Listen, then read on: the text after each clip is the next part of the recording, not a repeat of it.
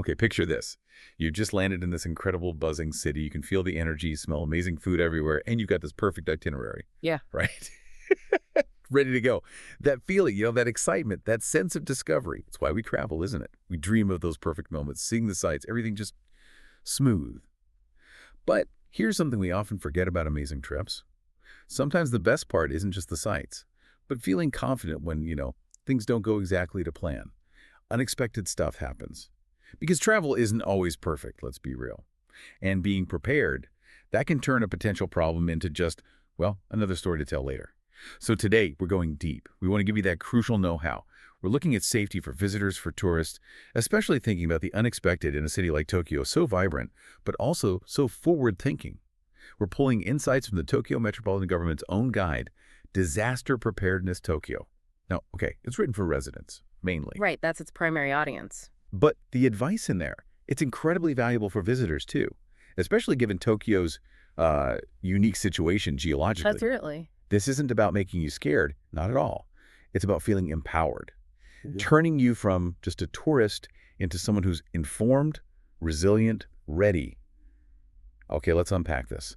So to really hammer home why this is worth thinking about, let's hit you with a pretty big statistic, straight from the source material. Okay. It says, it is predicted that there is a 70% possibility of an earthquake directly hitting Tokyo within the next 30 years. Wow, 70%. Yeah. Now, hearing that, it might sound a bit alarming, maybe unsettling, Sure, it could. but it really shows why this guide exists and why just taking a few moments to understand the basics is so important for anyone in the city, even if you're just visiting for a week. And what's really interesting, I think, is how the guide frames that risk. It doesn't present it just as something to be afraid of. Right. It frames it more as a prompt, a reason for taking action yourself, for personal protection. It's quite a mindset shift. How so? Well, the guide itself says, imagine the situation, gain proper knowledge, and prepare. It's pushing you to be proactive. Oh, yeah. And it has this line, each effort you take to prepare will help protect you. We can fight disasters.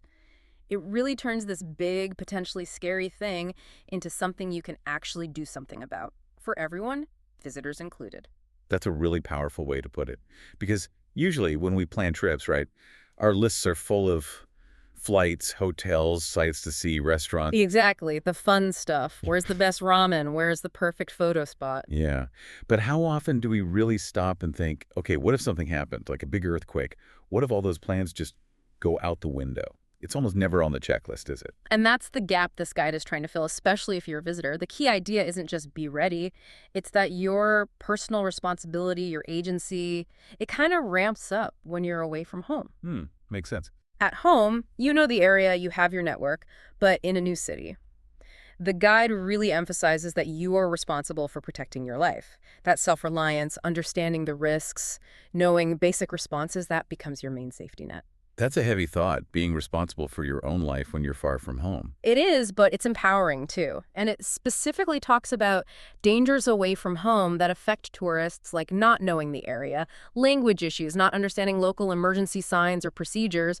Just knowing these could be issues is the first step to figuring out simple ways to handle them. Okay, so let's get practical. The ground starts shaking, an earthquake hits. What's the absolute first thing you do in that immediate moment?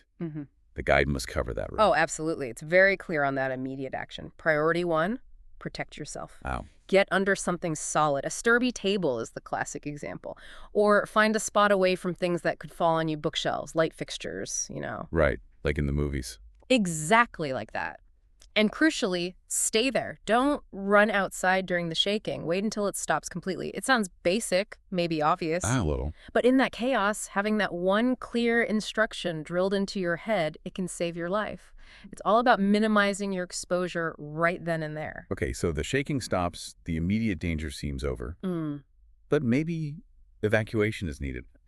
The guide gets practical here too, right? Like what to wear. It really does. And it's not about looking good, it's pure function. For moving through potentially damaged areas, it recommends specific things. Like what? A helmet or protective hood. Makes sense, right. Stuff could still be falling. Yeah. Clothing that is easy to move in, you don't want to be restricted. Comfortable shoes with thick soles, this one's key. Think broken glass, debris. Ooh, yeah.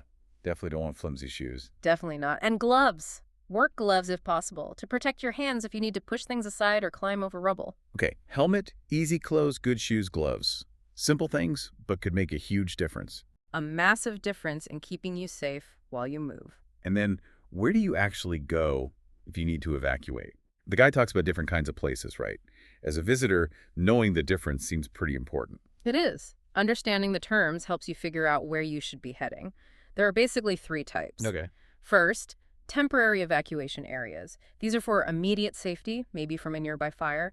Think local schools, small parks, quick, close refuge. Got it. Temporary. Then evacuation areas. These are bigger spaces for when there's a widespread fire risk. Large parks, big open areas, maybe places with lots of fire-resistant buildings, for when you need to get further away. Okay, bigger areas for bigger problems. Exactly. And finally, evacuation centers. These are more for longer-term shelter if your accommodation is damaged or unsafe. Think school gyms, community centers, places offering support. Temporary areas, evacuation centers. Knowing the difference helps you understand the instructions you might get. Precisely. And it helps you make your own informed decision, too. Which leads to another point the guide makes about making your own decisions. That feels especially important for a visitor. You might feel like you should just follow the crowd. Right, but the guide actually pushes back against that a bit. It says very clearly, don't rely on others to make the decision. Really? Yeah, it says gather information, radio, TV, officials, but then, based on what you've confirmed with your own eyes and ears, you decide how to act. It empowers your judgment. That's interesting. So, listen to authorities, but also trust your own assessment of the situation right in front of you. Exactly. And it adds some practical details, too. Like, if you have to evacuate at night, use a flashlight, stick to wider roads because visibility is low and narrow streets might have more hidden dangers. Good point. Or if it's winter, you need to think about the cold, staying warm, potential health issues, and even the increased fire risk from damaged heaters people might be using. It's very thorough. Okay, so you've maybe had to evacuate. Or even if you haven't, communication becomes critical. Especially like we mentioned, if you're a visitor, maybe you don't speak Japanese fluently or at all. How do you get reliable info? How do you let people know you're okay? That's a huge worry. It's a massive concern, and honestly, this is an area where Tokyo's planning seems really impressive. The guide details multiple communication channels, layers of them. Such as? Well, for social media addicts, it points to Twitter alerts from public agencies as a key source. Quick updates there. Okay, that's useful. Then there's the disaster emergency message dial 171. This is pretty clever. It's like a special voicemail system for emergencies. You can record a message saying you're safe, and loved ones can dial in and check it. Huh. Like a public bulletin board for voice messages? Kind of, yeah. And then there's JAMP. This sounds amazing. It's a free website, works on any device. You can search by phone number or name to check someone's safety status. It pulls info from mobile carriers, maybe relief agencies, basically a central "Are you okay?" database. Wow, okay, that's really smart. JB, good to know. And importantly for visitors, it specifically highlights resources like NHK World.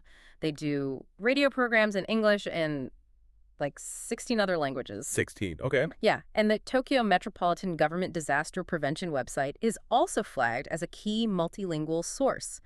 So there are pathways for non-Japanese speakers to get crucial info. They've thought about that barrier. That's reassuring, because language can be such a huge hurdle in a crisis. It really can. And this actually leads to another really important point the guide makes about inclusivity. Oh, yeah? It specifically lists foreign nationals under the category of people who need special care. Okay, why is that?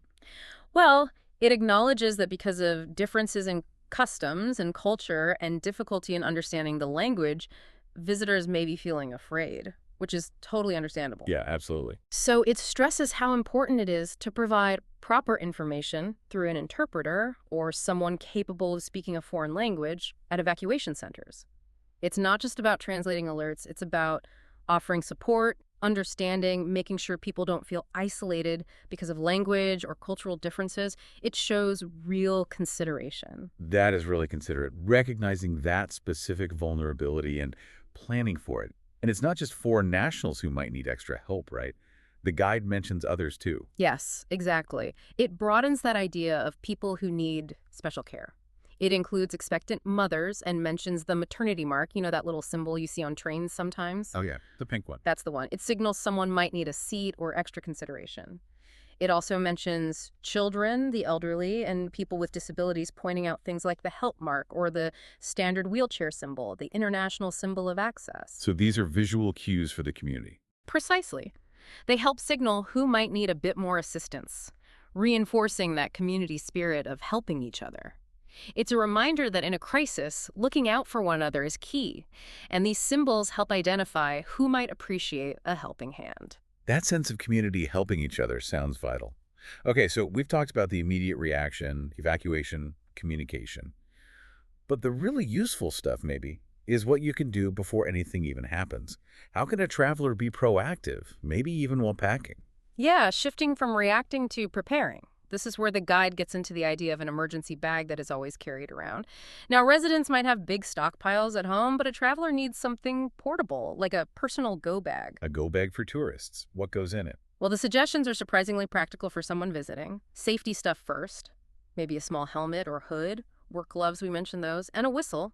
That whistle is tiny, but could be crucial for rescuers to find you in the dark or debris. Good point. Okay, what else? Navigation and communication.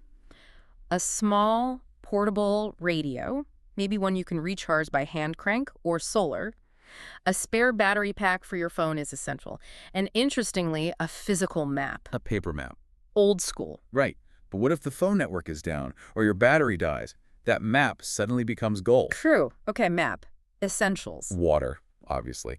Some non-perishable food energy bars, maybe even instant noodles if you have a way to heat water later. Yeah. A lighter or waterproof matches. Some cash and local currency ATMs might be down, and those comfortable, sturdy shoes we talked about. Keep them handy. Right, always the shoes. First aid. A basic first aid kit, yes. Any personal medications you absolutely need. They also mention things like emergency toilet supplies and sanitary napkins adaptable to your needs. Okay. And documents. This is really key for travelers. Copies or originals of your driver's license, health insurance info, any medication records, your passport, bank details, maybe even a family photo. A family photo, why? Could be useful for identification, or if you get separated and need help finding someone, it's just another layer. Basically, it's about having your absolute core survival and ID items packed and ready to grab. That's a really solid list. Things you mostly have anyway, but thinking of them together as an emergency kit is smart.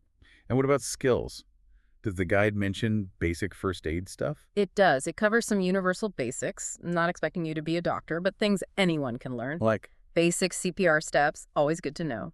How to stop bleeding, direct pressure on the wound or indirect pressure on an artery if needed. okay, First aid for fractures or sprains. How to immobilize a limb using a splint.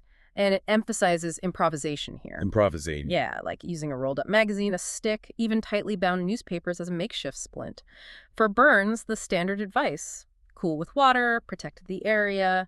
And it even mentions using things like tights, scarves, or plastic wrap as emergency bandages or slings if you don't have a proper kit. Plastic wrap. Huh. Clever. Right. It's about using what you have.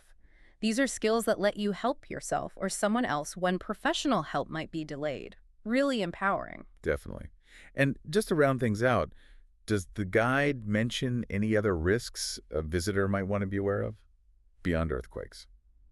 It does touch on a few other things briefly. Infectious diseases, for instance. Just a reminder that if you get sick after your trip, tell your doctor where you've been. Simple, but important. Good advice. Lightning, basic stuff. Mm. Stay away from tall, isolated things like trees. Get inside a solid building. A park is not your friend in a thunderstorm. Got it. And hazard maps. Now, a tourist probably isn't going to study these in detail. Probably not. But just knowing that these maps exist showing predicted damage areas, evacuation routes might prompt you to do a quick online search for the area around your hotel before you go, just to get a general sense. A little bit of pre-awareness. Yeah. Exactly. And maybe even basic things about your accommodation. Where's the circuit breaker? How do you turn off the gas or water if needed? Could be useful for fire prevention or just handling a minor issue. It's about basic awareness of your immediate, even temporary environment. Wow. Okay, that was a seriously deep dive into something, let's face it, most of us don't really factor into our holiday planning. Not usually. No. But it's so clear that being ready for the unexpected, especially things like natural disasters, is just part of being a responsible, confident traveler these days. And the good news is, resources like Tokyo's incredibly detailed guide make that knowledge accessible. It's not some impossible task. Not at all. And it really is a masterclass in urban preparedness, useful lessons for anywhere, really. It feels like a blueprint for being self-sufficient when things get disrupted in a big city. Absolutely. And that core idea from the guide about imagining these scenarios specifically being the first step, that's so powerful. How so? Because visualizing it makes it less abstract, less scary. It turns what if into, okay, if that happens, I'll do this. Taking those small proactive steps doesn't just make you safer, it gives you peace of mind. It helps you and maybe helps you help others too. It puts you back in control, which is huge when you're traveling. That sense of control is invaluable. So, thinking about all this, what does it actually mean for you listening right now? Beyond packing good walking shoes and finding the best sushi place, Yes, the essentials. what specific thing from this deep dive, this conversation, are you actually going to take on board for your next trip? Is it checking that local hazard info online before you go? Maybe. Or maybe bookmarking that Tokyo disaster prevention website, just in case, noting down those emergency communication numbers like 171 or JNEPI. Or maybe it's simpler. Maybe it's just doing that quick mental walkthrough. Okay, if something happened, what are my first few steps? Turning that little bit of anxiety into actual readiness. What's the one thing you'll do differently next time you travel to make that adventure not just fun, but truly resilient? Something to think about.